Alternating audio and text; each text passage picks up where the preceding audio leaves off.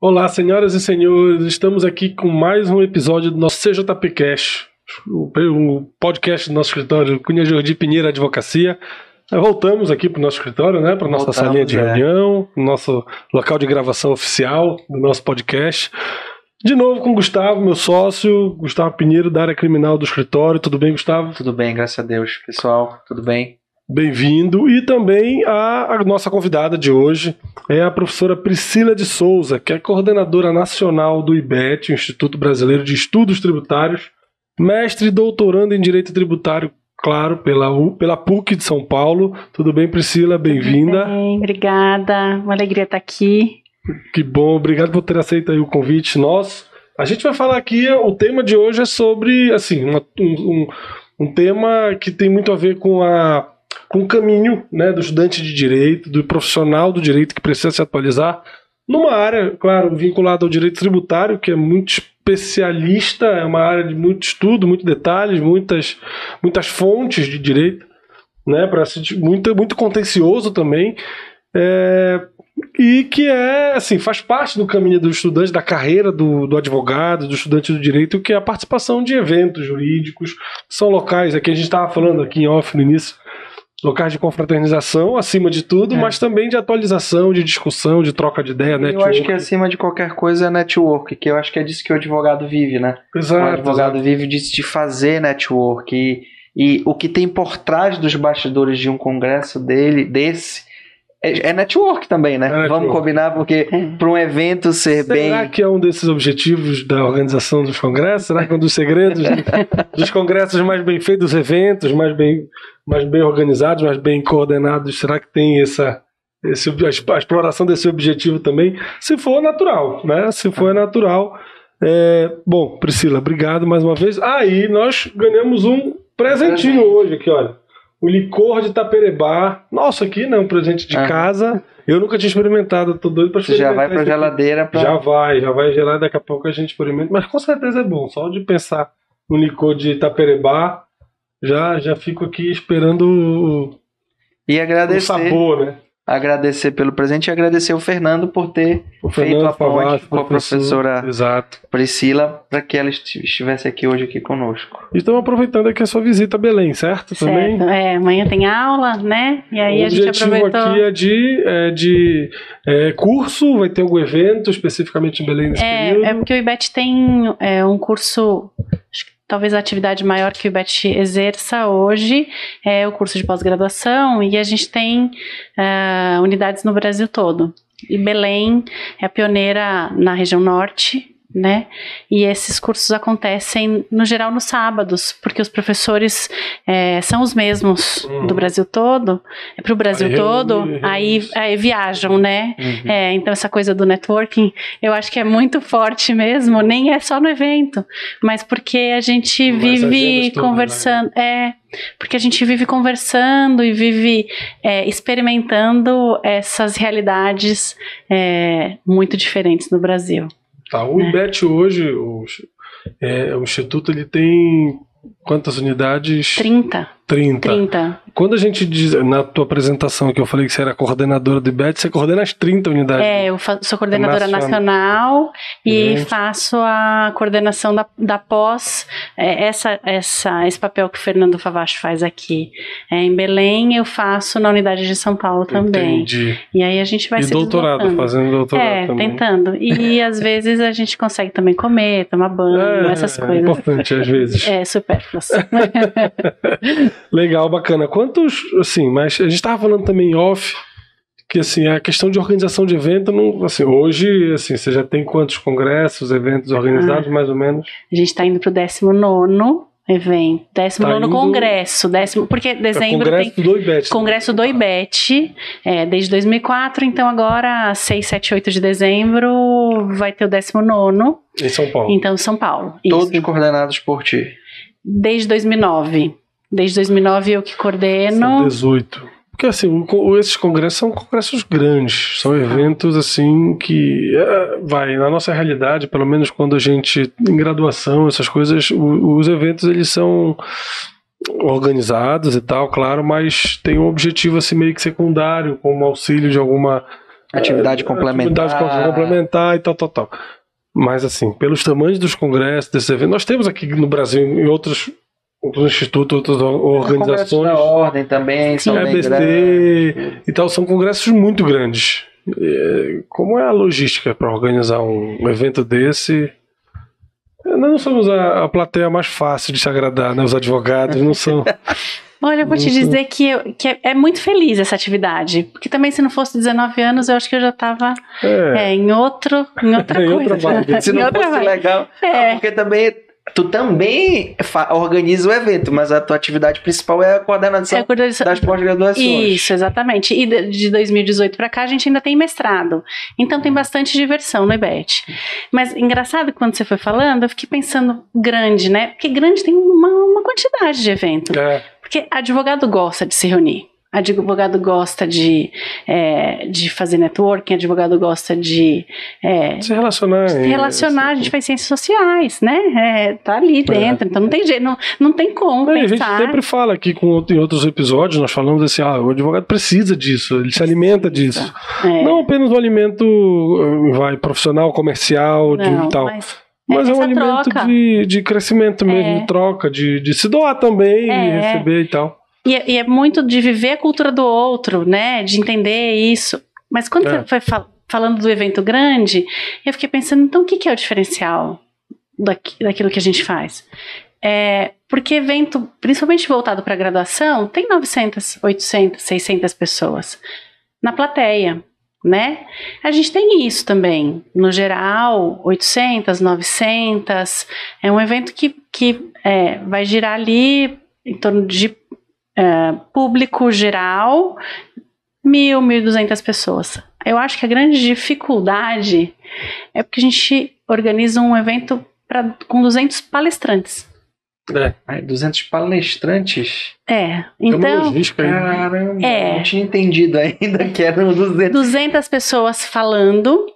E esse ano em especial... Quase um ano de congresso, assim, imagina. Não, então, são 3 dias, e aí quando a gente fala são 24 horas de atividade, 24 horas, se você sentar numa sala e ficar ali os 3 dias dentro daquela sala. Mas se houver simultâneo, são 3 vezes isso. Nós estamos falando de 72 horas de conteúdo, ou mais, 90 e tantas. De onde é que se realiza um evento com 200 palestrantes? Porque tem que ter 200 salas, talvez, não? Quase isso. Não, a gente faz 4 salas, né? No geral, 4 salas com multitemas e 4 salas simultâneas, e aí a gente devolve a dificuldade para o público, porque... para eles escolherem aquilo que é interessante. Então, eles vão fazendo a agenda deles, o pessoal com as coisas anotadas, andando pelos corredores, para entender o que eles vão falar, porque não é ter um espaço, porque a gente precisa ter o IMB, né? Sim, imenso. Mas não, são espaços coordenados, conjugados, que caibam e comportem todo mundo ali simultaneamente. Então, eu acho que a grande graça da coisa é reunir todo mundo com os temas que cada um gosta de falar e que o pessoal quer ouvir. Exato, é isso que eu ia falar, assim, vamos lá, a gente está falando do Instituto de Direito Tributário, é o assunto... Eu ia até fazer uma brincadeirinha, porque o tributarista, não sei se ele gosta muito de se relacionar, é a única área do direito que não tem audiência, né? O advogado não gosta muito de se relacionar. Não liga pro Gustavo. A gente não vai chamar ele para o próximo congresso. Vou ter que chamar porque tem que ir nos tributários aí que a gente pode falar. A gente precisa dele, né? Não adianta. Não tem jeito. Mas, assim, a gente está falando de direito tributário, muitos advogados, assim, a gente sempre fala que tem algumas áreas do direito que tem uma atração muito maior por outras, né, umas áreas mais... Eu sempre falo essa palavra, palatáveis, são mais do cotidiano, da linguagem do dia a dia de quem está iniciando na carreira do direito. Mais emocionais, será? Mais emocionais, tipo, direito trabalhista, a pessoa sente isso no dia. O criminal, então, nem se fala. Fala bem, um criminal. Criminal. Vai. Porque a gente não quer ter essa experiência, na verdade. Estatisticamente, é a primeira paixão. Então, quando você... Imagina assim, um congresso de direito criminal, em tese, por essa lógica, você tem uma tendência a ter uma audiência maior. Mas você tem um congresso desse tamanho do direito tributário, é muito forte na advocacia, ou seja, os temas são muito importantes, tivemos teses do século aí recentemente, temos uma atuação contenciosa, litigiosa do tributário, consultiva também, bastante forte, especialmente em alguns mercados regionais, que eu digo aqui no Brasil. E assim, fazer um congresso desse tamanho desse tema, que guardadas as proporções em relação a temas mais do dia a dia, enfim, em termos estatísticos, né, que eu estou falando, significa que você tem uma dificuldade de escolher temas, escolher palestrantes, escolher datas, locais. Assim, a dificuldade é maior, em tese. Porque para atrair um congresso desse tamanho... Será que é? Será? Porque assim, na verdade, eu vou discordar, porque a gente gosta tanto de gente que a gente fica se envolvendo no assunto do outro. Porque tributário não é tributário puro. É o penal tributário, mas ele vai falar de sucessão, então tem que ter direito de família. Ele vai falar de administrativo. Então, a grande graça do tributário é que ele nunca está sozinho. Então você tem administrativista, constitucionalista, criminalista. Não, mas aí vai da habilidade de você montar a programação do Congresso a ponto de trazer e atrair esses temas. Eu acho que ela está dizendo assim, tipo, não é só o tributário não é só o tributário. Exatamente. Nunca foi só de tributo que a gente estava falando. Nunca foi frio a ponto de ser só dinheiro, né? Porque a gente está falando do Estado. Porque eu vou ter que dizer que a gente tem que dizer que essa é a parte mais gostosa do direito. E para isso eu não vou eliminar ninguém, né? Não vou eliminar nenhuma área, porque tudo pra gente é interessante. A gente vai falar de previdenciário, tem tributário. A gente vai falar de trabalhista, tem tributário. Sim. Então tá todo mundo ali. De alguma forma, todo mundo tá envolvido financeiramente, ao menos, com o tributário, que não seja emocionalmente. Não, né? E isso é um ponto que, assim, quebra a minha percepção da coisa. Tipo assim, por que o cara vai fazer tributário se não interessa? Não, ele precisa também fazer o tributário para, de repente, ele... Não necessariamente que ele vá só atuar na área do tributário, mas, assim, um previdenciário, como você falou, ter uma base de tributário, de repente vai dar mais cancha para ele sustentar uma tese, a partir do tributário sustentar uma tese previdenciária. A minha própria área, eu falo do tributário, mas eu tenho de qualquer jeito que estudar o tributário. Eu tenho que saber pelo menos o que é uma obrigação tributária, o que é um crédito tributário. Então, de qualquer jeito, eu preciso estudar direito tributário. Eu acho engraçado que eu acho que o tributarista, ele está preparado para isso, de saber assim, eu vou atuar com crime tributário, eu tenho que saber o que é direito penal. Eu vou atuar com sucessão, eu tenho que saber o que são as questões sucessórias. Não, cada vez mais o conhecimento do advogado tem que ser... multidisciplinar, né? Não tem jeito. Mas talvez o civilista não tenha se dado conta, o penalista não tenha se dado conta.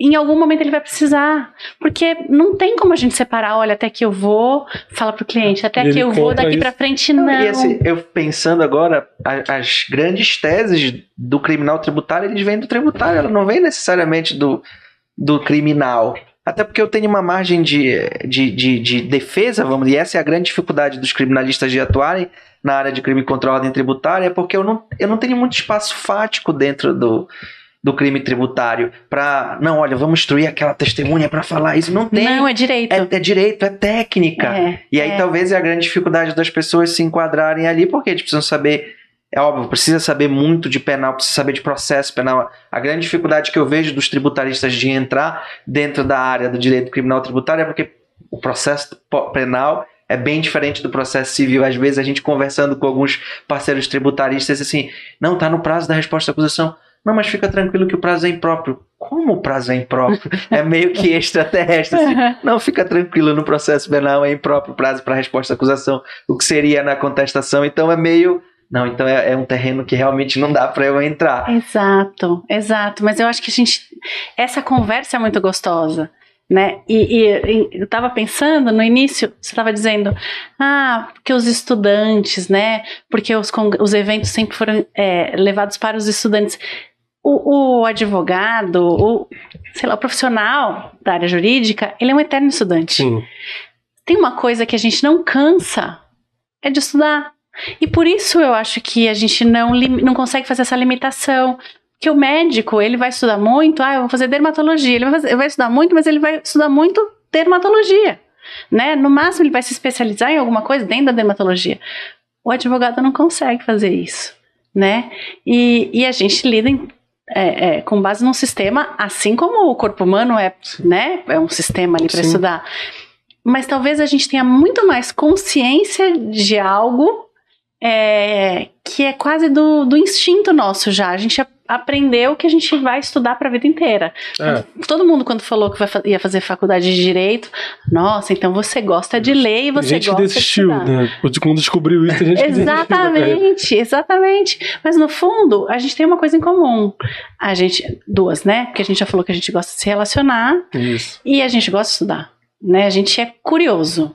Né? Seja lá o que for, porque a tese do século não está terminada ainda, né? Eu fico feliz porque fazendo doutorado, eu falo, se a tese do século não está concluída com tanta gente pensando, a minha eu posso ficar aí mais um tempo. Não pensei nisso antes de terminar a minha. Falei para minha orientadora, inclusive ela não gostou quando eu disse que não estava terminada. Eu não podia ter usado essa. Eu tô brincando, tenho brincado que tese é inovação, né? Então a gente inova nas justificativas para não terminar a tese. Mas aí pronto, eu tô inovando de alguma forma. Tô inovando, não tô? Então pronto, é isso aí. Boa. Mas assim, com um congresso, assim, tem uma linguagem diferente do congresso voltado para estudante e um congresso voltado, assim, você define um público-alvo na hora de organizar. Assim. Define. E a curiosidade é como definir isso? É óbvio, o objeto de você já está definido porque já tem 19 anos, mas como foi ali na gênese? Tu participaste disso para, tipo assim, criar a coragem, cara, a gente vai fechar só pro pessoal da pós-graduação, a gente não vai abrir para a graduação, será que a gente não vai estar cortando? Teve uma dúvida nesse momento, uma insegurança? Todo ano vem dúvida, tá? Mas na verdade é do que dá para ficar de fora, porque ainda com 200 pessoas falando, vai ficar coisa de fora, não tem jeito, né? Tem uma questão que é quase do natural, que é a nossa própria atuação.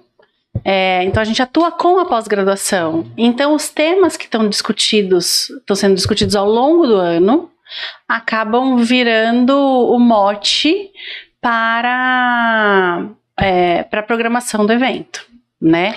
Ou seja, em 2020 a tese do século, no congresso virtual E com a dificuldade toda, porque a gente descobriu, assim, ficou muito mais evidente que o congresso ele é feito de confraternização. Então as pessoas querem estar presentes, né? Então, os elogios foram no sentido de conteúdo. Nossa, eu consegui assistir tudo. Nossa, realmente eu assisti o evento todo, eu participei de todo o evento, porque é quase a Disney, né? Porque você tá ali, não sabe se vai pro tema cheio de livro, mas o corredor é uma delícia, o coffee break tem, às vezes o pessoal é surpreendido com morango com chocolate no intervalo entre uma palestra e outra, então não sabe se volta pro tema para discutir a tese do século ou se vai comer um chocolate com morango. Aqui em Belém tem que ter um açaizinho no final. Pois no corredor. Em Belém não tem como, né? Não tem congresso em Belém programado para já. Eu acho que era bom a gente já sair daqui. Vocês estão pensando em alguma coisa? Se quiser, eu estou totalmente à disposição, seja lá quando for. Por favor, se não puder não ser dezembro. Mas é com farinha, não é com granola e morango. Isso é uma coisa que me causa bastante estranheza. Aqui é com farinha e não é com granola e morango. Você sabe que o paulistano acha que inventou tudo. Então a gente põe granola e leite condensado. E banana, né? E banana. Mas pra mim, banana é que veio um licor de Itapereba. Não, mas olha, vamos entrar rápido nessa polêmica pra gente já sair. Um dia desses eu estava pensando, a banana ela vem pra dar você porque não coloca açúcar, né? Não, a gente não põe açúcar. Porque a gente coloca açúcar, quer dizer, eu coloco açúcar porque eu não sou paraense raiz, eu sou Nutella. O paraense raiz come sem nada. Com peixe. Sei que gosto tem. Com peixe. Ele é terroso. Mas assim, a banana eu ainda entendo, tipo assim, pra trazer um adocicado. vai, traz a base. Mas assim, aí a granola, aí o morango, a granola é a crocância. Que granola? Farinha de tapioca, é a crocância também. Ah, certo. Já resolveu o problema. Mas a gente imita com tanta propriedade que acha que a gente que inventou.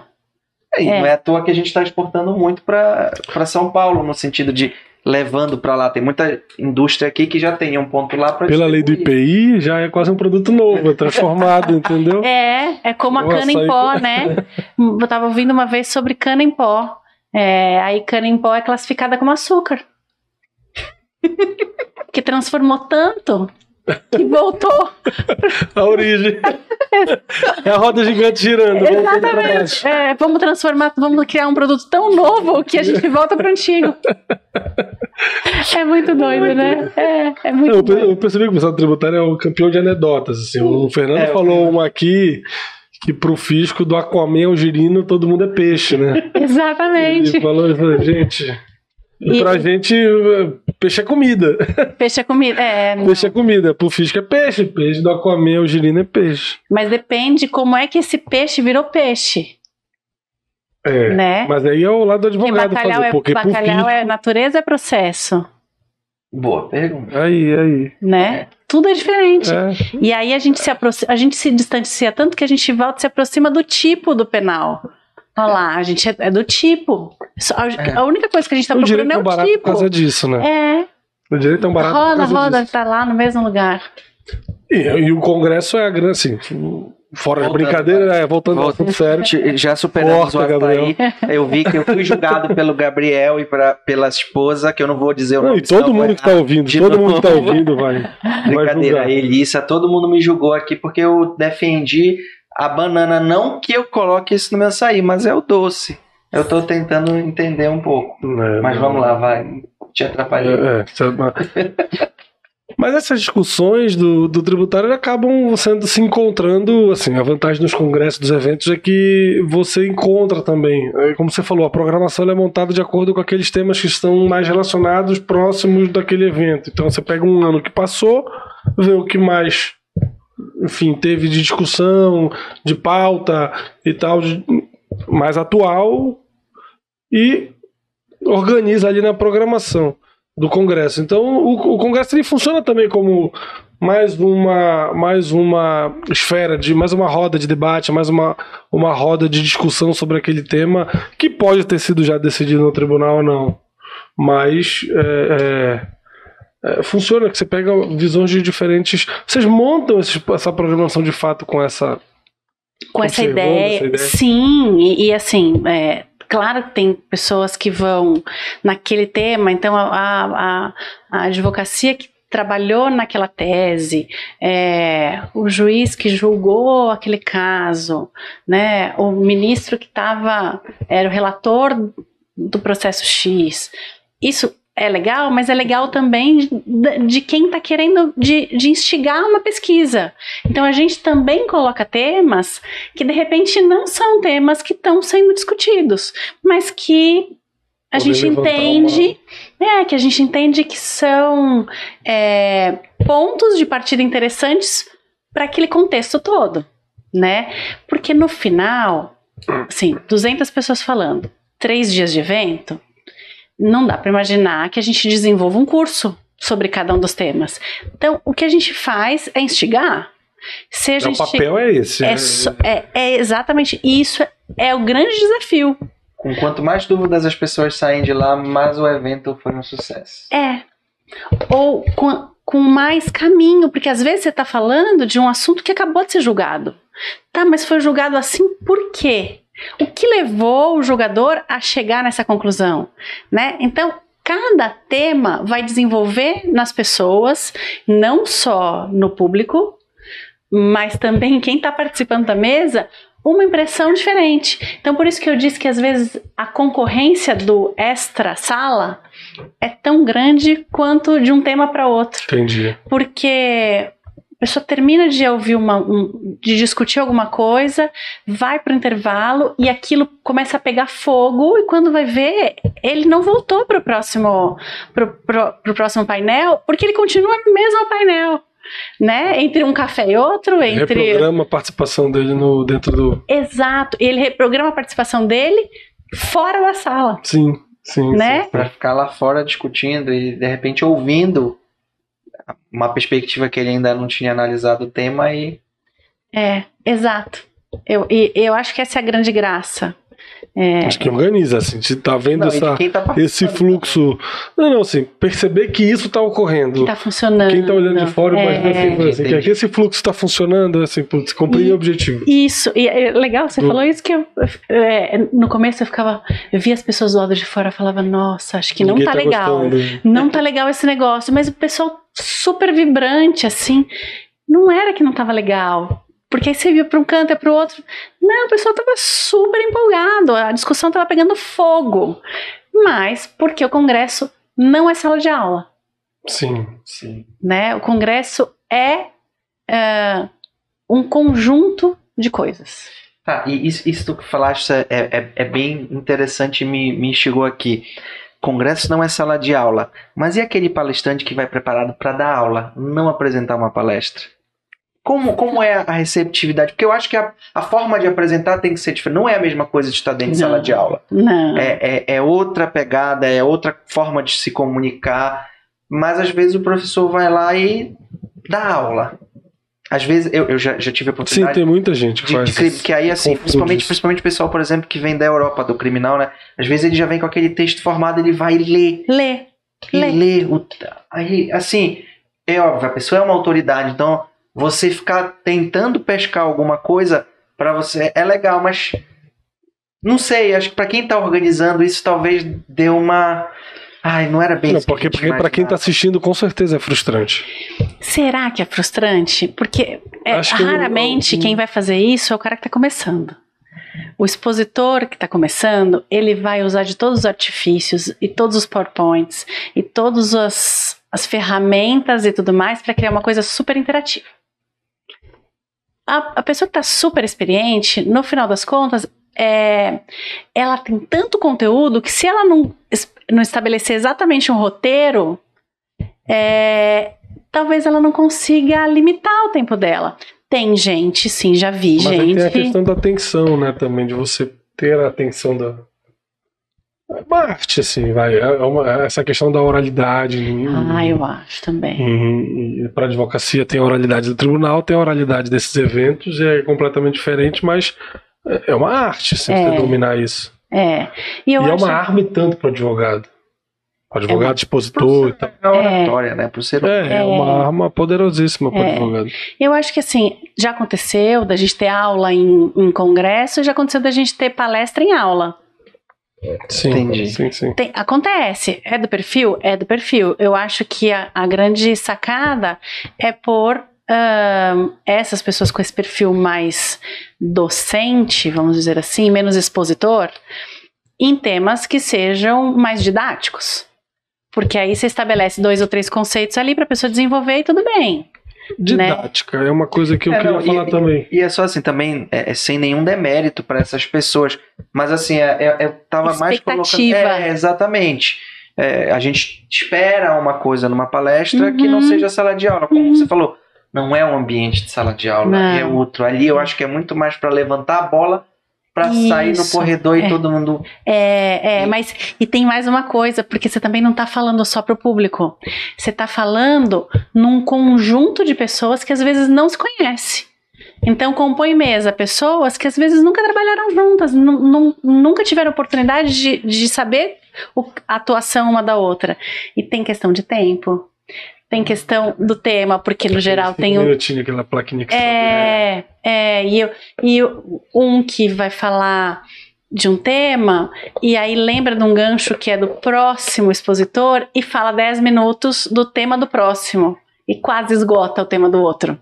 Então, tem tudo isso. Pode acontecer? Isso se controla, pode. Isso se evita, isso se programa? Não, isso é do show, do programa de auditório ao vivo. Entendi. Não tem como controlar. Não tem como controlar. Você não para e fala, vamos voltar para a gravação.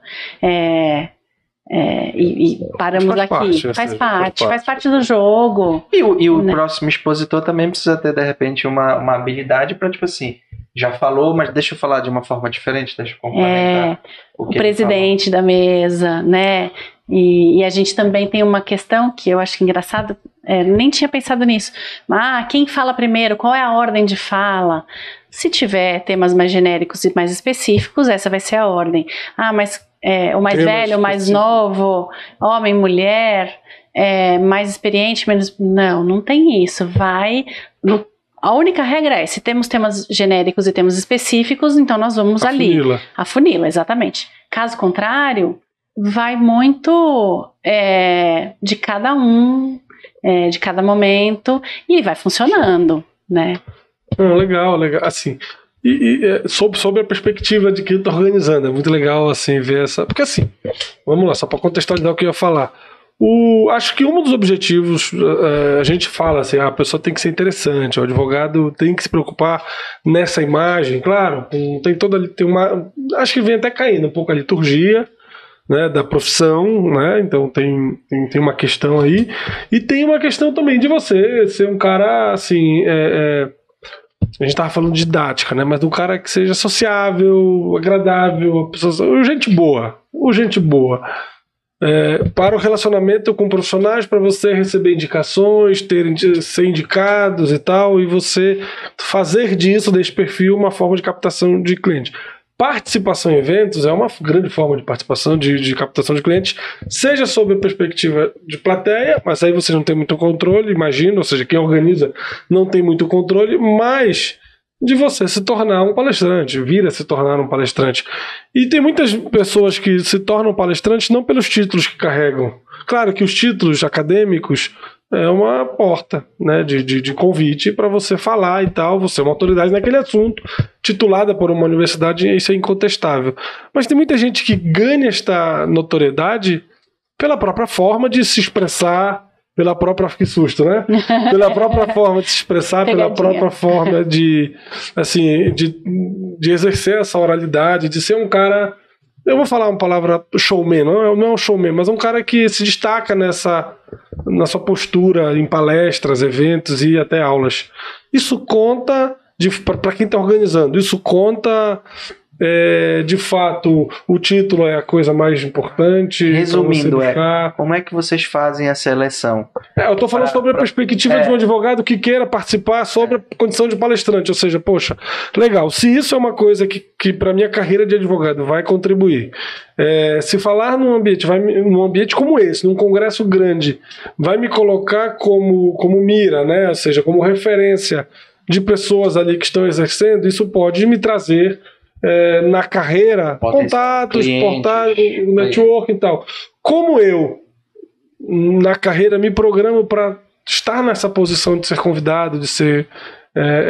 como é que eu, advogado, posso me colocar a programar e estar naquela outra posição um dia? E isso é programável ou é uma coisa mais tipo assim, cara, vamos lá, vai seguindo a vida e uma hora o convite vai acontecer? Eu acho que tem alguns convites naturais. Acho que a gente tem os showmans e as showwomans, né, que estão aí, que são as nossas referências, né, tem muito de network, tem muito do social, mas tem muito de tradição no direito também, e de reconhecer uma escola, de reconhecer um raciocínio. Então essas pessoas estão sempre muito bem posicionadas para esses eventos. Sim, tem um diferencial na programação do Congresso do IBET em especial, que quando eu falo de confraternização, é porque a gente faz em dezembro. Sim. Que, né, é uma ideia de que o momento de que a gente está começando a desacelerar, mas porque a gente tem uma atividade muito forte ao longo do ano. Então, acaba que esses palestrantes, os da casa, são aqueles que atuaram mais de forma mais forte e contundente ali ao longo do ano. E os demais, porque todo ano vem... o IBET é um palco muito democrático, né? Engraçado de falar essa palavra e não imaginar que vai ter, porque a gente vai ter problema, né, nessa altura da vida. Mas é um palco muito aberto, né, para outras escolas. E quem vem dessas outras escolas? É a pessoa que está mais atuando, que está mais em voga, que está... Pode ser, mas pode ser alguém que a gente ouviu falando num evento, numa cidade que a gente participou, que estava num curso X, que tem uma tese interessante ali. Então não tem muito uma regra, sabe?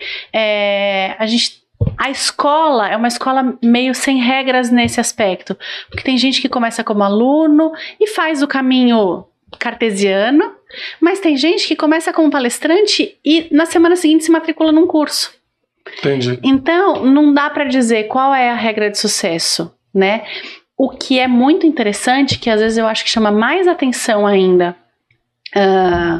das pessoas do que propriamente participar como palestrante, e eu vou dizer que não é a coisa, mas não é como ganhar na Mega Sena acumulada, porque são 200 todo ano, então não é tão difícil assim. Uma hora vai ser. Mas uma coisa que chama muita atenção e que tem muito destaque é o próprio público. Porque, como é em São Paulo, tem gente que se desloca do país todo. Porque, no geral, quem vai para o evento é o palestrante, mas o público é o público local. Entendi. O congresso do IBET não.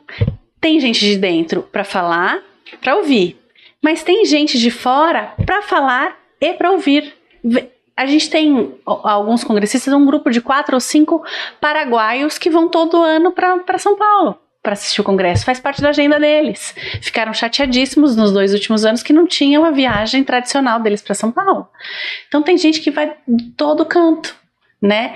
É a diversão toda. Então, talvez essas pessoas se sintam muito mais inseridas indo pela plateia do que a pessoa que está indo falar.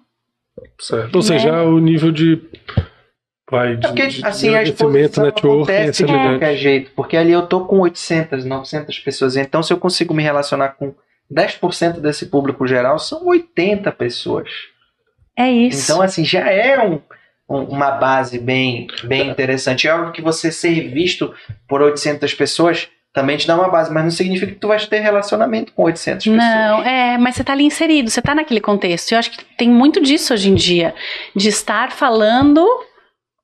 de saber, conseguir entender o que o outro está falando, de estar inserido nesse contexto, né? Saber pelo menos o que está rolando ali. Sim, sim. Assim, a gente sempre fala que, né, a OAB a OAB permite essa interação entre advogados nas comissões, etc. Então a gente sempre estimula. É um bom método de você fazer esse network, mas eventos, especialmente eventos assim, são sensacionais. Já participei de alguns, falando e muito mais na plateia, e são muito, muito legais. São pessoas que a gente se relaciona, algumas já até geraram negócios, outras são amigos mesmo, que se tornaram a partir de participação de congressos. É bem legal. E é muito legal materializar a pessoa, aquela pessoa que você leu num livro, saber como que ele é que hoje, em época de internet, talvez para o jovem estranho isso. Como assim? Exatamente. Existe, de fato. Né? Mas ele sabe a cara, né? Sabe como é. O primeiro congresso do IBET, me lembro bem, 2004, eu já trabalhava com algumas pessoas há 4 anos, eu não sabia como que elas eram. Ah, sim, era só por e-mail. Por e-mail, telefone no máximo. Eu me lembro de algumas vozes, de algumas pessoas terem se materializado pela voz, de estar de cabeça baixa enquanto alguém chega, pergunta alguma coisa e fala, conheço essa voz. Eu conheço, e olhar para a pessoa, era incrível essa sensação, que eu acho, não sei, das experiências aqui, que eu acho que todo mundo sentiu alguma coisa dessa retomada de pandemia. Sim. Mas que eu tô com essa expectativa para esse ano. Porque as pessoas, eu falo que esse não é o congresso de 2022. Esse é o congresso 20, 21 e 22. Porque tem gente que Os entrou... paraguaios devem estar desde novembro já vão chegar em novembro agora em São eu Paulo. acho que eles, eu acho que já estão com tudo reservado, já deve ter remarcado a passagem 8 vezes, né, com medo de... Claro. Porque é muito louco isso, de a gente... Porque teve um tanto, há, sei lá, uns 10 anos, congresso era uma coisa muito rara. Eu lembro quando eu vim a Belém... E eram eventos muito formais, muito importantes, exclusivos, e onde você conseguia participar. Eu lembro assim, quer dizer, eu não lembro, porque eu já participei de muito. E é um pouco aquela lógica que eu falei no início da graduação, de você participar, organizar e tal, como hora complementar. Mas o meu avô, que foi minha influência como advogado e tal, eu lembro que ele participando de um congresso, ele fez uma pergunta, ele me contou essa história algumas vezes, ele fez uma pergunta da plateia, ele fez uma pergunta, e após a palestra, né, o evento, o palestrante chamou ele e convidou ele para trabalhar num processo. Foi quando ele se mudou para Altamira, ele passou muitos anos morando no interior do estado, por conta de uma causa que ele começou advogando por conta dessa pergunta que ele fez no congresso. Olha só. Então, assim, mudou a trajetória profissional do meu avô por conta de uma pergunta que ele fez numa participação numa palestra. E ele falava que era muito isso, era muito exclusivo, era uma coisa muito reservada, muito formal. E hoje você tem grandíssimos congressos com temas variados e muito interessantes, muito abertos, como você falou, de fácil participação. Hoje está mais disseminado, né? A gente tem dentro de casa, né? Você não precisa sair da sua cidade para ter grandes especialistas em determinados assuntos. E aí eu acho que acabou que as pessoas acharam isso tudo muito acessível, que a gente tem muito em abundância, talvez a gente não dê tanto valor. Então, 2 anos, a gente não deixou de ter congresso. 2020, 2021 teve congresso. Mas as pessoas não se sentiram em congresso, sim, se sentiram em sala de aula. Sim. Né? Então, agora, eu acho que a expectativa desse ano, eu não sei se eu estou projetando a minha expectativa, também. Né? Não, mas acho que a gente conversou várias vezes assim, tudo tá meio que com uma demanda reprimida de participação, de tocar, de abraçar, de falar com as pessoas, interagir, sair para tomar um café. E esticar depois do congresso num barzinho, de confraternizar. Assim, mais do que o congresso, essa possibilidade de você confraternizar. Eu tenho um amigo que sempre diz, negócio a gente fecha na mesa do bar, negócio a gente vai pro congresso para aprender, para discutir, para tal, mas as coisas são construídas depois, entendeu? Exato. Então, assim, são coisas do congresso assim que ficam.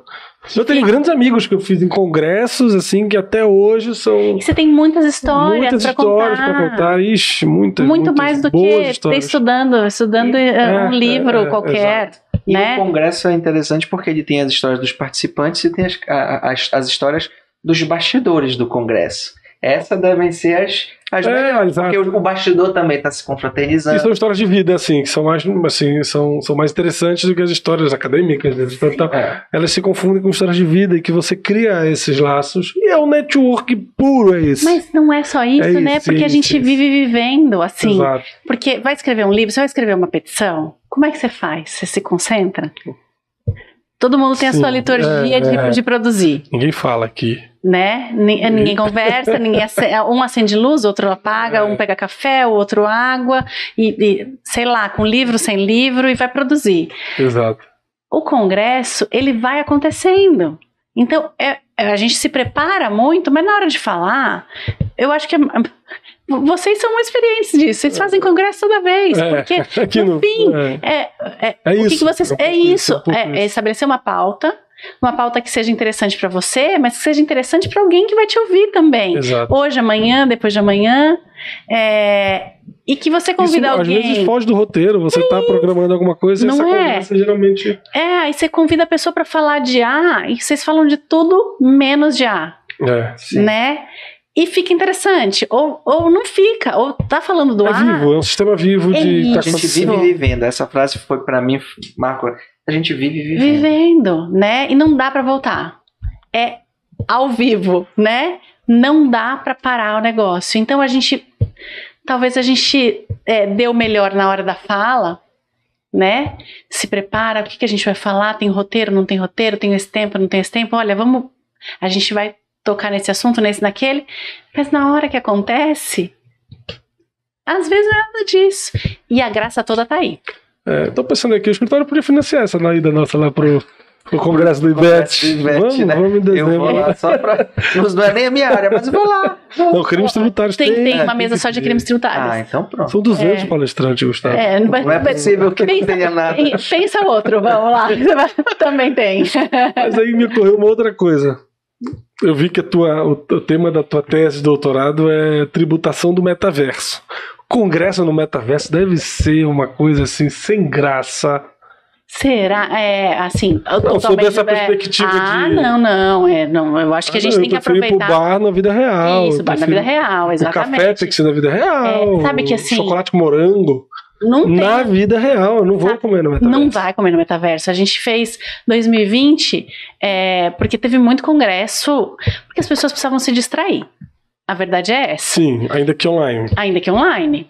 Você tinha duas opções. Ou ver o número de mortos e quando a vacina chegar, ou mudar de assunto, Aqui né? Na televisão era só isso. Exatamente. E na internet também. Você ia fazer uma pesquisa qualquer. O seu papel social, os eventos online. Isso, exatamente. Cumpriram sua tarefa ali naquele momento. Mas sabe qual foi a primeira coisa que a gente decidiu quando foi fazer congresso online? O que chama mais atenção do que o tema, do que o conteúdo? Não é o café?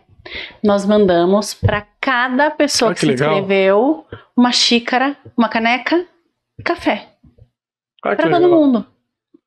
E aí, todo mundo estava tomando café no seu metaverso, mas o café tinha o mesmo gosto. Sim, o gosto do congresso. O gosto do todo mundo legal, ia experimentar. Bacana. É a experiência. Não é só o gosto, é o cheiro. A experiência isso. Olha, não é um café, porque a gente teve isso. Tinha aula. É uma arte, tá vendo? É uma arte. Organizar, pensar nesses detalhes é você trazer ainda para online a experiência de viver o congresso. Ela só foi permitido por conta da vivência do presencial. É o congregar mesmo. Isso é congregar. Né? Todo mundo podia experimentar a mesma coisa naquele momento.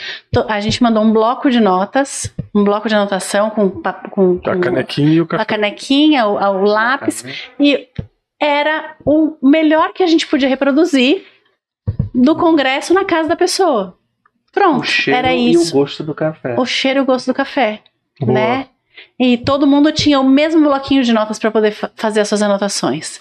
E os palestrantes iam falando e levantando a caneca. Então, isso trazia uma identidade com todo mundo que era assim, não, eu não tô tão longe do outro, né? Certo. Porque eu acho que essa é a magia da gente seguir, né? E seguindo. Exatamente. Então, foi ir além um pouquinho, né? Ou ir além, não, ou ir até a pessoa. A gente foi até cada um, independente de onde a gente estivesse, de onde cada um estivesse. Então... Mas e agora, assim, claro, esse negócio de metaverso veio também nessa esteira da pandemia, como uma evolução, como se fosse algo que viesse para ficar. Mas assim, a gente perde um pouco eu acho, sei lá, e aí é uma pergunta mesmo. Essa vivência, essa experiência que é humana, é uma questão que ela não é meta, ela é uma questão mesmo própria, humana, assim, da vivência, do palpável, do material, né? Exato. Como é que você vê? Assim, tem coisas... Eu não sei se é mais marketing ou se é de fato uma coisa que vem para ficar, a questão dos negócios no metaverso, gente comprando terrenos no metaverso, vendendo coisas no metaverso e tal. Vá lá, ok, mas o congresso, aí é sacanagem. Não, mas a pergunta que eu faço assim, o metaverso é para todos? Então, essa é a proposta, né? Mas eu ainda não consigo enxergar. E por uma questão muito simples, acesso à tecnologia. Não, sim, claro. Né? Não é para agora. Pode ser um dia? Pode. Hoje não, amanhã também não. Quem sabe depois de amanhã. Né? Eu acho que a vivência do metaverso, ela só assim, na minha visão leiga, eu não tenho um conhecimento profundo, mas ela só vai acontecer mesmo quando eu estiver mais próximo de uma realidade virtual. Porque qual é a graça de você viver o metaverso na tela de um então, computador? eu acho que, assim, até tem uma proposta da gente fazer uma integração ali de metaverso, porque a gente vai tratar disso numa das mesas e tal, e fazer uma experienciação disso. Precisa de equipamento. E esse equipamento é justamente você se sentir deslocado de uma realidade material para um outro mundo. E eu acho que essa é a limitação. Todo mundo tem acesso? Hoje não. Vai viabilizar um dia? Vai. Eu tinha há 15 anos. Celular era uma coisa inviável. E não era um computador, né? Hoje o celular é um computador. Hoje o celular é um computador. Hoje você tem produções de Hollywood, as grandes séries produzem suas temporadas, seus episódios com menos qualidade visual do que produziam há uma década, 2, porque elas são projetadas para serem assistidas em aparelhos de celular. Então você não precisa de grandes resoluções, né? Então vejam, a gente avançou um tanto na tecnologia para voltar e falar, talvez a gente não precise de tudo isso. Vamos voltar para o açúcar. Então, eu acho necessário que a gente evolua em termos tecnológicos. Vai ter grandes ganhos? Vai, né? Mas não vai substituir nunca. Pronto, respondeu, já estava aqui perguntando. Assim, se você está com receio da gente propor, não vou fazer, não vou criar. Os congressos vão ser só no metaverso. Não vamos criar uma associação dos congressos no metaverso. Se for, eu vou ser relutante e vou participar só pra gente dizer não, olha, mas o cheiro do café só dá pra sentir se a gente estiver no mesmo ambiente, né? Ou tiver o mesmo café. E não dá. Mas eu acho do necessário. Eu acho que faz parte da descentralização no mundo. Sabe? Descentralização de poder. Sim. E aí tá a grande graça no negócio. Porque, então é de quem esse poder, né? De quem é dono de cada metaverso. Quem pode, quem deixa de poder. A gente vai para a tua tese, né? Já tá puxando mas assim, então, aí a tese eu acho legal, eu acho legal. Eu brinco com os meus amigos, falo, tese é inovação. Então, a minha inovação é a seguinte, eu estou propondo para os meus amigos, cada um escreve 3 páginas do trabalho, eu reúno tudo, compilo e apresento, né? Vocês dois já estão convidados a compor esse grupo. O que vocês acham? Eu prefiro ir para o congresso. Tá bom, mas aí você pode ir para o congresso, não é excludente, não é alternativa. Você pode escrever sobre como não elaborar eventos no metaverso. O que você acha? Ótimo. Essa aí pode deixar comigo. Crimes no metaverso. Crimes no metaverso. Isso é possível? Isso. Pronto. Já tem um caso, né? Eu que é muito mais um hacker. É muito mais um hacker. Eu não. O que foi esse caso? Assédio, né? Assédio. Um avatar assediou outro avatar. E aí. Foi. E aí, isso é assédio? Boa, assim, pro direito penal. Olha aí, fica enroscado aqui. A gente meteu. Pra mim, pro direito os dois viram assim. Pra mim, pro direito penal clássico, não. Não aconteceu no mundo dos fatos. Aconteceu no mundo. A gente ainda não tem. Como é que a tributação se dá no. Cadê o tipo? Então, será que tem, né? Porque muito se fala agora de entrada e saída, só de tributação na entrada e na saída. Porque você tem a mesma coisa. Exatamente, você tem as mesmas coisas. Não mudou nada, não acrescentou nada. Então, você tem entrada de. Prestação de serviço para entrada no metaverso, então alguém que desenha, que desenvolve um avatar, que desenvolve um sistema todo, então a prestação de serviço fora, e eu ganho negócios jurídicos ali, mas o que importa é na saída do dinheiro, vou declarar meu imposto sobre a renda, vou declarar minha renda, né, maio do ano que vem vou lá declarar. Vamos lá, imagina que... Saída é o resultado disso tudo, eu gastei tanto para entrar, mas eu fiz uma série de coisas ali e eu acumulei mais X. Hoje, pelo menos no Brasil... criptomoedas, certo? Que se faz as operações dentro do metaverso. É em criptomoeda ou tá pagando em cartão de crédito em real no metaverso? Então, eu conheço pouco do metaverso. E eu acho que também não é só uma realidade. Não existe um metaverso, porque quando eu comecei a pensar nisso, então o metaverso, não, são os metaversos. Falam em multiversos. Isso. Então cada um vai ter uma regra diferente, porque é o token, na verdade, né? Que pode ser o token fungível, não fungível, então não é só criptomoeda, não é só dinheiro, não... Tem uma infinidade de coisas que a gente vai precisar entender e ver o que tem equiparação com aquilo que a gente já conhece e se encaixa ali nesses conceitos e o que não. Será que não mesmo? Será que não houve crime? Não houve violação de direitos ali? Porque o Avatar não tem vontade própria. Alguém agiu ali por trás dele. Pois é, mas tipo assim, que tipo de assédio foi esse? Tipo assim, se foi... ele pegou no bumbum dela no metaverso. Houve efetivamente uma violação na pessoa do lado de lá? Ela sentiu o que vale ao psicológico ou o que vale ao físico? Eu acho que a ideia é justamente essa. O metaverso vem para produzir essas sensações que muitas vezes se equiparam a sensações materiais. Muitas vezes é para gerar sensações de lá para que tenha um espelho dessas sensações cá. É você viver aquilo de fato e sentir aquilo.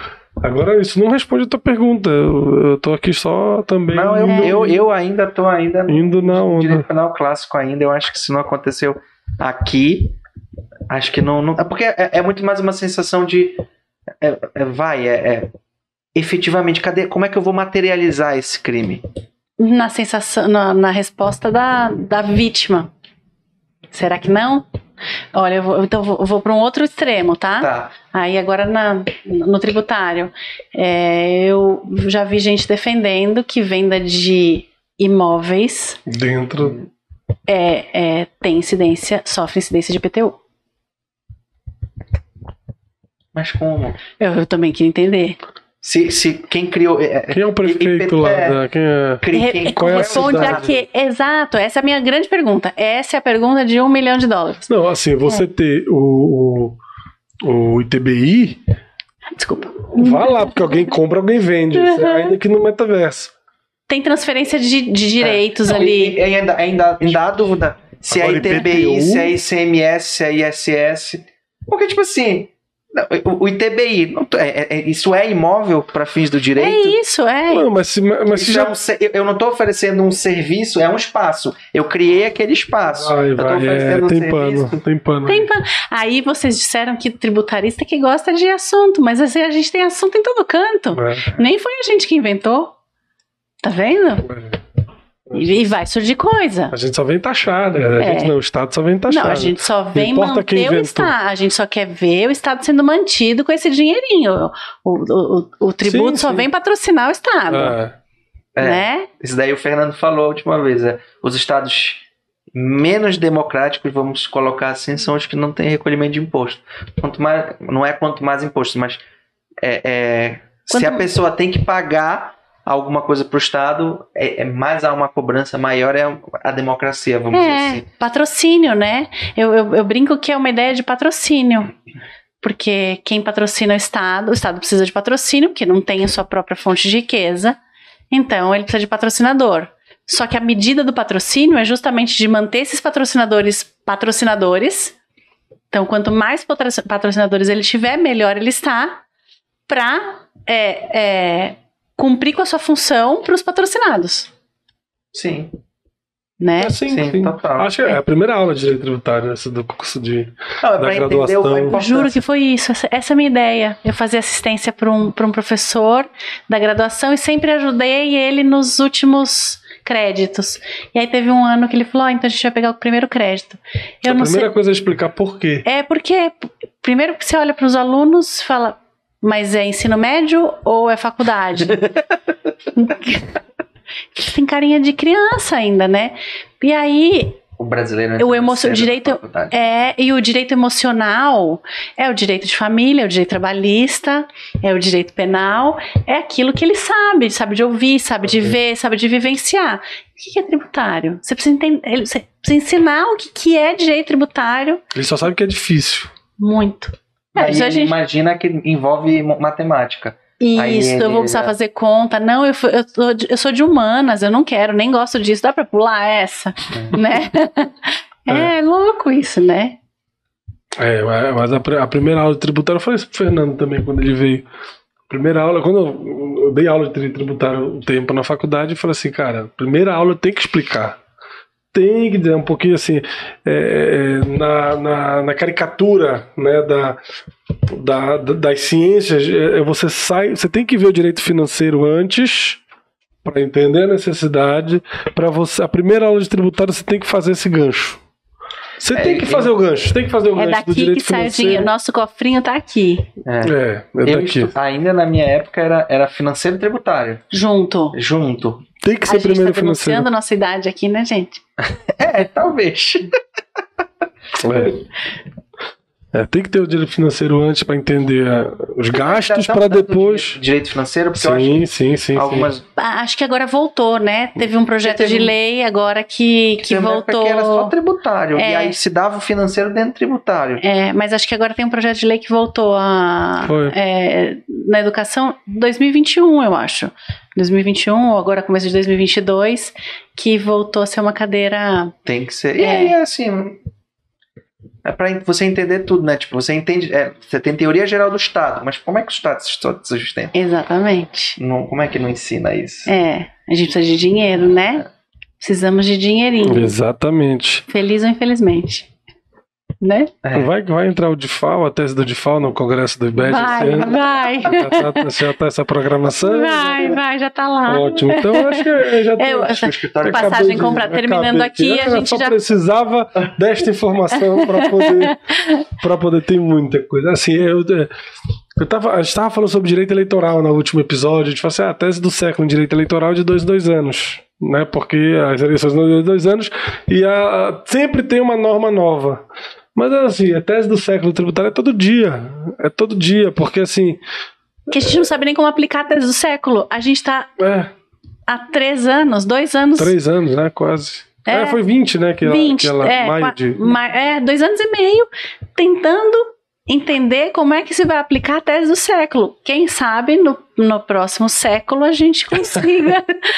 Aplique e resolva de uma vez por todas. Exatamente. Ninguém vai conseguir usar a tese do século ainda. Essa tese do DIFAL é a mesma coisa, assim, tá uma confusão, assim, tá acabando o ano, que é onde todo mundo podia gozar dessa...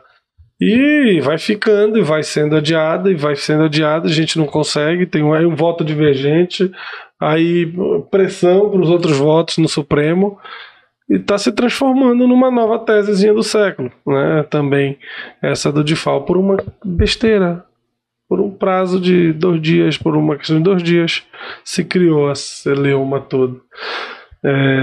E assim, o tributário tem muito isso, né? Muito cuidado, esses formalismos são importantes, são formalismos, mas são princípios básicos de proteção, né, ao contribuinte, e as pessoas não pensam nisso, né? As garantias do contribuinte são muitas, e existe uma caricatura do Estado. Garantias do contribuinte. Do Estado. Existem. Garantias do contribuinte. Garantia da Fazenda. Essa caricatura que torna interessante. Do leão. Essa caricatura que torna interessante direito. E sabe outra coisa que eu acho interessante nessa ideia de caricatura? Eu gosto muito de analogia, de metáfora e tal, e aí eu assistindo... Também é época de Copa do Mundo, olha como o mundo tá estranho, né? Dezembro, tá entrando dezembro, a gente vai ter Copa do Mundo, ainda bem, né? Se fia o Hexa, né? Porque senão vai ser pior. A Copa do Mundo é Copa. Mas a festa da Copa, e o brasileiro tem condição de ter essa alegria da festa, né? A gente tira sarro até hoje do 7-1. Acho que veio a calhar essa Copa agora em dezembro. E uma coisa que eu com a mesma intensidade que gosto de assistir o futebol, eu me incomodo e dou risada com isso, com a célebre frase, né? A regra é clara. nosso filósofo. Do nosso filósofo, a regra é clara. César Coelho. Exatamente. Galvão, a regra é clara. Eu falo, mas será que ele nunca se deu conta de que se a regra fosse tão clara, emprego ele não teria? Porque ao menos esse conhecimento a gente tem, de que a regra não é clara. E se ela fosse clara, então a gente não tem luz para iluminar, para enxergar ela, para reinterpretar, né, para construí-la. E é isso, verdade, porque são 2 verdade. dias. São só 2 dias ou 2 dias é o que faz toda a diferença? Que 2 dias são esses? Porque a gente sabe perguntar o que são, né? Se a gente for ver as grandes discussões do Supremo, fora dessa época de eleição. Né? Foram 6 dias, na verdade. Mas assim, pesquisa com célula-tronco. O que eles discutiam? Quando começa a vida? Imunidade do livro eletrônico. O que é livro? Vejam. Parece que a gente está na contramão do mundo, que o mundo sabe tudo, tem especialidade em tudo, tá tudo muito rápido, e a gente se pega pensando se 6 dias formam uma nova tese do século, e se livro eletrônico é livro. Mas aí vem da coragem também, assim, de atuar nessa área do tributário, de participar, discutir, ou seja, a vantagem de você participar de congressos e eventos para discutir coisas que às vezes parecem, até porque a linha é tênue entre isso é simples e isso é complicado. Isso é tão banal e eu tô batendo numa coisa tão banal, assim, só eu tô de tolo aqui, ou eu sou um genial ao constatar esse óbvio. Será que é por isso que não teve reforma tributária até hoje? Porque o que parece tão óbvio é tão difícil de mexer? Algumas coisas, a minha, tô falando isso, eu também, tipo, o Código de Processo Penal é de 1941, e o anteprojeto já tá aí, que virou projeto e que não passa no Congresso. E por quê, né? Todo porque mundo era pra ser simples, todo mundo já sabe o que isso, e todo mundo não acha, todo mundo acha que precisa fazer. Sim. E todo mundo quer que seja simples. E o que é simples? E aí quando aprovou agora no pacote anticrime, aprovou o juiz das garantias, que era uma coisa que a gente... Aí veio o Supremo, o nosso ministro Fux deu uma liminar suspendendo e sentou e não julga. E até hoje uma parte significativa e importante de uma alteração não entrou em vigor porque o Supremo suspendeu. E é uma alteração pequena do Código de Processo. E tipo assim, imagina se for um Código de Processo, o que seria, né? E aí eu acho que é por isso que faz tanta graça se reunir num congresso. Porque talvez a gente não esteja sozinho. Que você leva essa dúvida para um ambiente que as pessoas não acham que nada é banal. É verdade. Pode até achar, tá? Assim, ainda tem o risco, mas diminui. Porque mas você aí tá no ambiente ali pra fazer. Mas você vai ter justificativa para dizer que aquilo é banal. Mas talvez pode ser banal para o futuro, mas naquele momento foi necessário discutir. Porque tem algumas coisas que vão ser discutidas hoje que foram desde o primeiro congresso. Sim. Outras, daqui a pouco, já não fazem mais sentido. Mas para elas se tornarem banais, elas vão precisar passar por esse crivo do... Né? Nada banal. Exatamente. Que precisa também de uma certa... De um certo tempero aí, né? Com certeza. Passa pelo café com chocolate com morango, pelo cafezinho. Mas o café com chocolate é bom também. Depois da mesa do bar enfim, o retorno ao congresso. Assim, uma coisa que eu fiquei curioso e eu quero perguntar como é lidar com os egos dos convidados? Porque eu imagino, são 200 pessoas, são 200 egos diferentes. Vamos combinar que nós do direito somos assim, alimentados um pouco mais por um certo ego. Como é para quem está presidindo ou organizando para lidar com isso? Às vezes tem algumas coisas que não dá vontade de... Ei, tá bom, não dá palestra. Não quero mais que tu fale. Eu vou te dizer que você vai achar que eu tô mentindo, exagerando, mas é tão tranquilo. Do iniciante ao tradicional. Tem coisa diferente? Tem, mas eu acho que a graça toda de lidar com as pessoas é isso, são as diferenças. Ninguém pede sem toalhas, nem frutas secas brancas, nem lençol egípcio, não tem isso, tá? Deve ser também muito legal participar, falar, não? Deve ser uma honra o cara receber a maioria. Mas eu acho que é o ambiente também. Sempre foi um ambiente muito neutro, mas muito familiar, vamos dizer. É engraçado imaginar uma família de 1.200 pessoas, mas é muito gratificante. A gente tenta também trazer para cada um vir com a sua playlist de preferências ali. Então a gente tenta deixar todo mundo muito confortável. E eu acho que o mote desse ano tá muito voltado para isso. Eu disse que é o Congresso de 2022, na verdade é o Congresso dos 3 últimos anos. Então a gente teve o cuidado de conversar com cada um, dizer que dia, até se desculpar, porque tem Copa do Mundo no meio. Normalmente é um congresso que vai de quarta a sexta, então as pessoas aproveitam o final de semana, e esse ano vai ser de terça a quinta. Por quê? Porque na sexta existe a possibilidade, se Deus quiser, estaremos nas quartas de final, então na sexta vai ter jogo, né? Mas a gente procura deixar a pessoa muito à vontade. Então eu confesso para vocês que os egos não vêm. Tem diferenças? Tem as dificuldades de cada um, quem tem cargo público que tem que se deslocar, tem uma série de limitações, mas que talvez a maturidade da gente vai fazendo com que a gente também tranquilize, né? E as pessoas vão se adaptando. Porque é muito legal participar, né? É muito legal participar. Então, sem ser piegas, nem querer defender ninguém, é muito tranquilo de fazer isso. Né? Nunca tive. É interessante ouvir essa tua fala, porque eu me lembro que eu acho que foi no IBC CRIM, o Instituto Brasileiro de Ciências Criminais, e todo ano em agosto, agora esse ano foi em outubro, eles fazem também o Congresso Nacional, lá em São Paulo, tudo, e na medida do possível eu sempre gosto de ir. Mas teve um ano, não sei se foi 2018 ou 2017, que eles colocaram na mesma mesa o Sérgio Moro e o Lênio.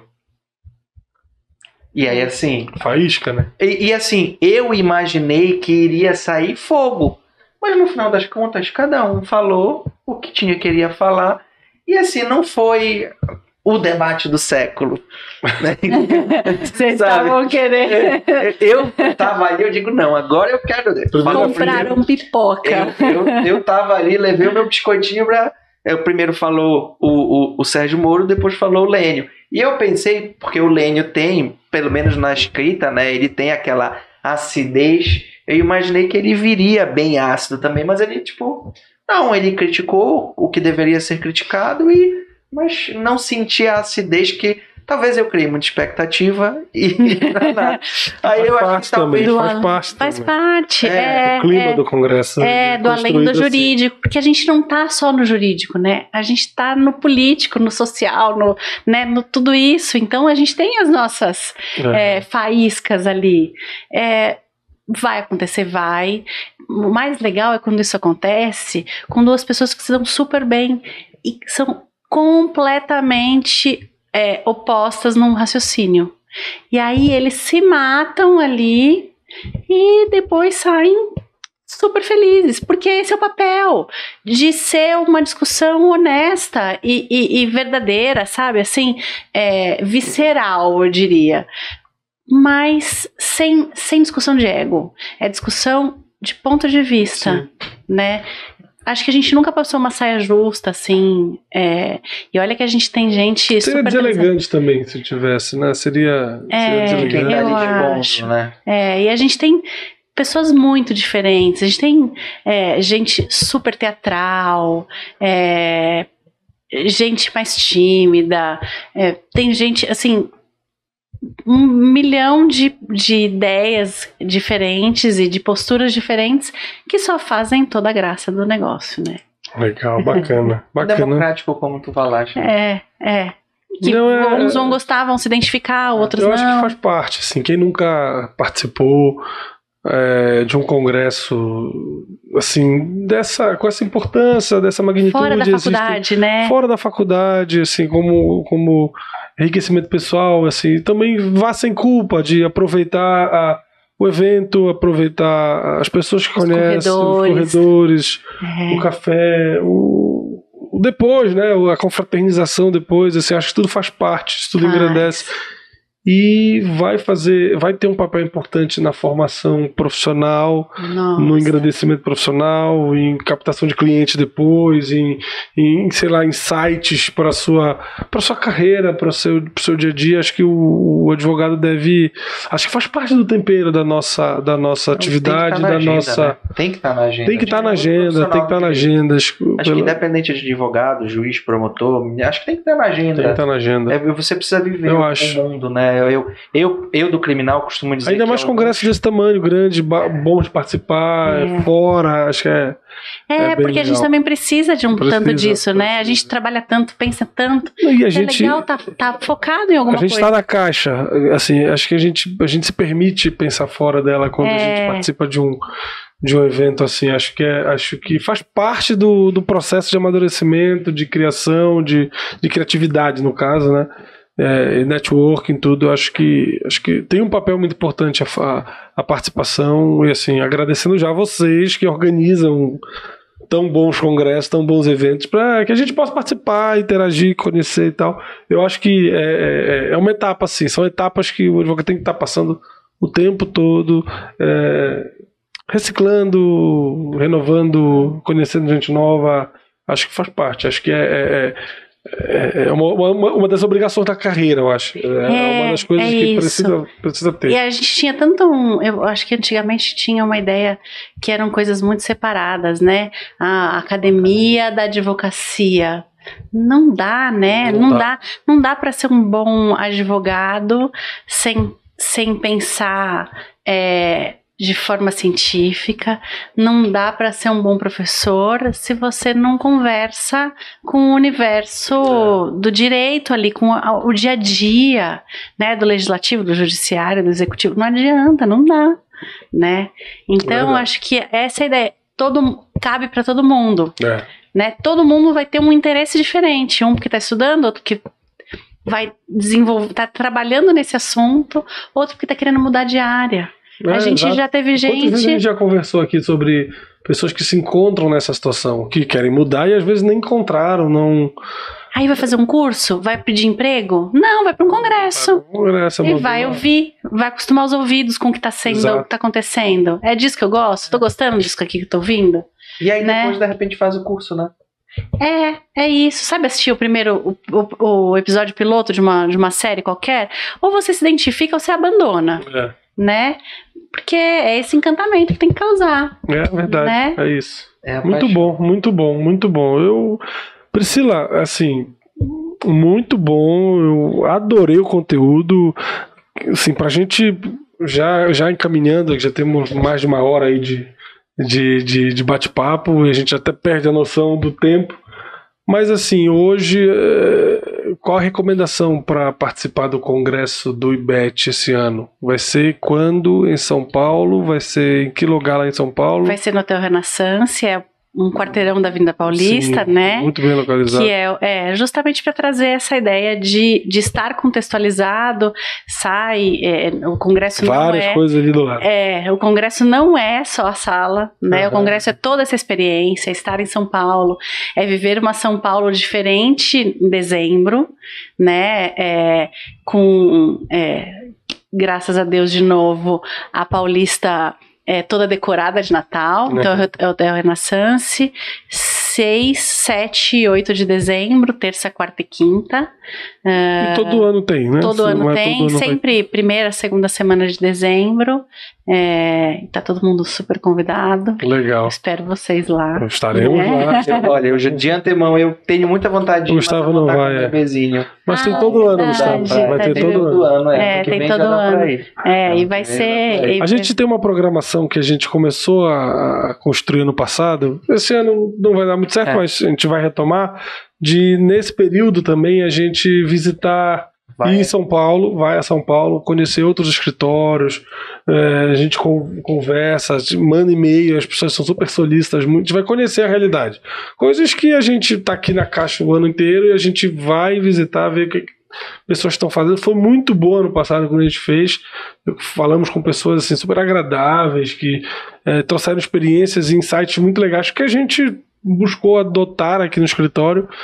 E acho que já dá para casar essa vai e unifica tudo. Já né? faz uma coisa só. Tem o painel de crimes contra, né? Eu já não teria, porque se eu for chegar em casa e dizer, não, eu vou para São Paulo pro congresso do IBET. O que é o IBET? O Instituto Brasileiro de Estudos Tributários. Mas tu fazes criminal, o que tu vai fazer? Inventa outra coisa, mas não. A gente vai fazer um corte nesse podcast, a gente vai deixar bem posicionado.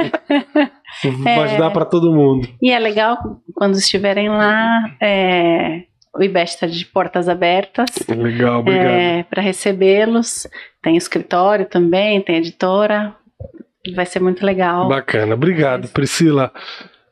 Agradeço ter aceito aí o convite, a tua vinda em Belém. A gente já, o Fernando deu a ideia, eu falei, não, vamos fazer, que vai ser interessante. A gente vai montar aqui um tema legal para a gente falar, que tem a ver com a advocacia, que tem a ver com esse momento. Eu acho que faz parte da advocacia. Eu acho que a participação nesses eventos, ela faz parte para o profissional do direito em geral, como o Gustavo falou.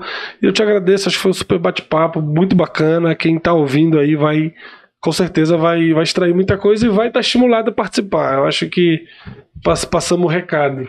A gente conseguiu passar o recado aí para quem está nos ouvindo. E, assim, a todos, claro, de novo, a recomendação: comenta, compartilha, clica aí, se inscreve no canal, ajuda a gente. Se gostou do tema, repassa para outros advogados, outros profissionais, ajuda a gente aí a divulgar também esse nosso podcast. Compartilha os cortes no Instagram. Exato. Se inscreve. E, assim, tiverem alguma sugestão de convidados, a gente sempre faz esse aviso. Se tiver sugestão de convidados, sugestão de temas, manda pra gente, escreve pra gente, e a gente vai colocar na programação, e então logo a gente vai procurar atender. Né, acho que avaliar aqui e atender um calendário para a gente poder fazer. Em breve a gente tem novidade, né, Gustavo? Vamos ter aqui uma novidade que a gente não vai comentar ainda, vai vir em breve. Tem que guardar. Segredo. É só criar expectativa. Vai criar aqui a expectativa. Nos próximos episódios já vamos ter uma novidade aqui no nosso podcast. Priscila, obrigado mais uma vez. Obrigado por ter, enfim, o teu tempo corrido aqui em Belém, mas que bom que a gente conseguiu fazer esse bate-papo. Te agradeço e aguarde a gente lá em São Paulo vai ser daqui a um mês, que a gente vai estar lá. Serão muito bem-vindos. Eu sempre sou muito bem-vinda em Belém. Por isso que gosto tanto de voltar. Cada vez tem uma novidade diferente. Estou muito feliz de ter participado. Contem sempre comigo e até já já. Até já já. Obrigado, Priscila. Até mais, pessoal. Tchau, tchau. Tchau, tchau.